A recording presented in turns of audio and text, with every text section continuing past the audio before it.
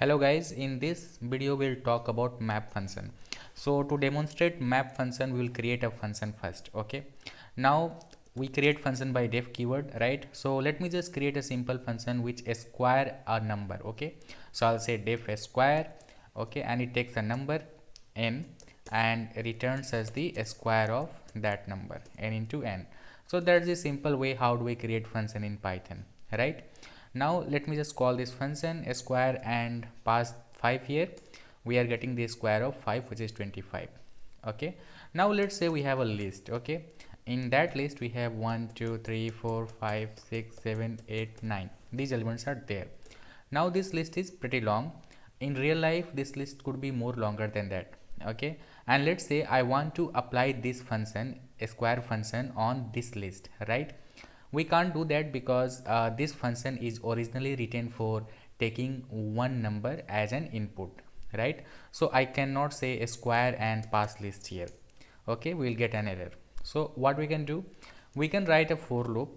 Okay, so and I'll have to create an empty list first, and then we'll have to iterate through the elements of this list. So for items in lst, okay, and therefore I'll have to append this empty list a dot append, okay, by calling the function using the items of this list, and therefore we can get the result, right? So this is the one way of achieving this goal. This is the one way to apply a function to all the elements of a list.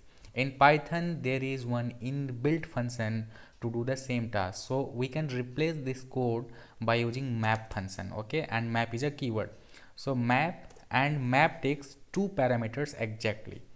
The first parameter would be the name of the function which we want to apply on the items of the list. So I'll say map, and the name of the function is a square. Okay, and the list name is, second parameter is the iterable name, or in here it's list. Okay, so lst. We can see we are getting a map object by executing this. We can store the result, we can execute this by making use of list or tuple outside of this. Okay, we can see we are getting result now in a list, or we can get result in tuple by making use of tuple keyword.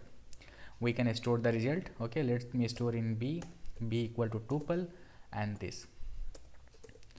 So this is all about map function, which replaces these lines of code. Okay, and is very useful in case we want to apply some operation on a list or tuple.